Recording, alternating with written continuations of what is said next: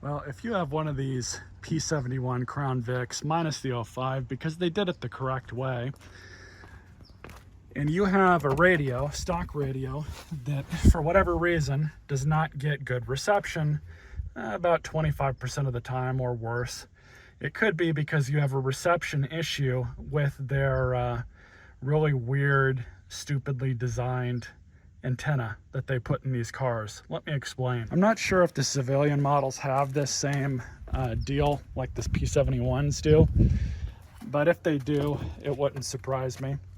So I've got the radio still installed. I'm going through it right now. And Ford, on these cars, made the antenna go from the back of the radio up and through here, back down into here into an amplifier box, and then they integrated radio antenna into the defroster on the back windshield. People report issues with them turning on the defroster and then just losing completely all radio. It just goes to static. This car has not done that yet, but I am experiencing reception issues when I start getting into areas where I should still have radio reception. So anyways, I'm just gonna completely disconnect this from the back of the radio. I'm going to leave it in the car. There's no real reason to remove it. And we're going to install an $8 aftermarket antenna into this radio. Link is in the description. This will work on Ford radios. So in order to pull these radios out, it's really annoying. I'll just say that right now, but you want to get either cut up a coat hanger and stick the wires into these slots, or use 4 really small screwdrivers that can get in there. But I had these from a radio install from years ago that I got from Crutchfield, and they make things quite a bit easier. And then this is all it is. These wires, or whatever you want to use, the tool, they just pop this out so it unlocks the radio from the plastic bezel and trim inside. So once you get that done and get them in there, it's kind of annoying sometimes, you can get the radio out. Now all you have to do is just disconnect our antenna wire. See if I can get this to kind of behave itself so I can use one hand. But you're just going to undo the antenna wire here.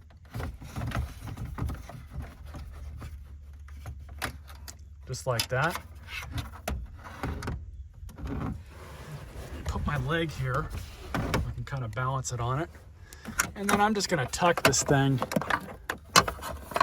back into here, out of the way, so it's not going to impact anything. And now what I'm going to do, just slide the radio back in here, just so it sets. It's probably good enough. There we go. And I'm going to route this. I think I'm going to put it up here, maybe undo the backing, and then just stick it right here. Probably makes the most sense. And then we'll run the wiring down through here. This thing can actually be removed fairly easily, because when the municipality that I bought this car from did their downfit, they fortunately broke one of the clips that hold this thing in. So yeah, they broke it off right there. It's still hanging out there. So we're just gonna pull this out of the way and then see if I can route the wire down through here. Might have to pull the glove box out and route it up, back up in through here, so we can get it plugged into the back of the radio. And hopefully everything will be fine.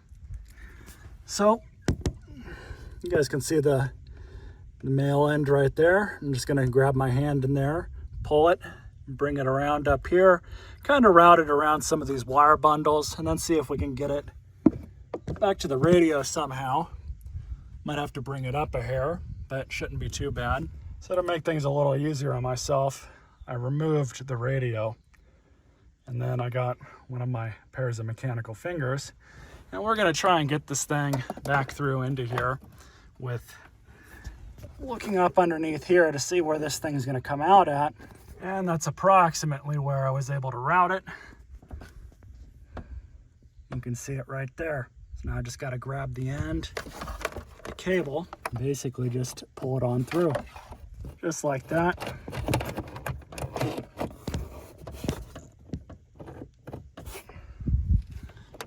very carefully so I don't knock it out of the jaw. There it is. Simple as that.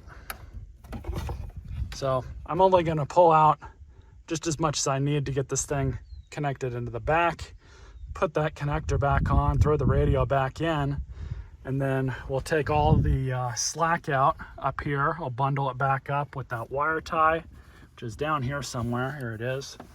And probably mount it right to this. I don't think that impacts with that piece of trim at all. Radio is reconnected. So now just to plop it back in, we're going to pull out some of the slack back here. We're good there. So throw the radio in, a little bit of a tug.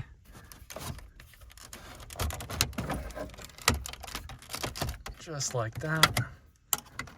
Pull these two things out. Now just to deal with the slack. And actually what I think I'm going to do is bundle it up down here and kind of tuck it out of the way, just so we just don't have to deal with a wrapped wire bundle up here, and we can just, you know, route this thing where it needs to go. So I just used some spray on isopropyl with the rag, peeled that backing off and stuck it right here. Hopefully that should be good enough. I don't see why it wouldn't be. So I'm just going to pull the slack through the bottom here. We're going to bundle up this wire, and I'm going to put one zip tie kind of through here just to secure this in place, just kind of like that. And I think that's all we're going to really need. So that's all I did, just to secure it. It's not all that tight, but I'm just going to pull this down. Just kind of like that, just to get it out of the way. I don't think we're going to have really any more issues. It's probably good there. Now I'm just going to wrap this back up, zip tie it and secure it to another bundle under here, throw the glove box back in, and I think we'll be good. So that's all I did. That zip tie is not all that tight either. It's just securing it in place.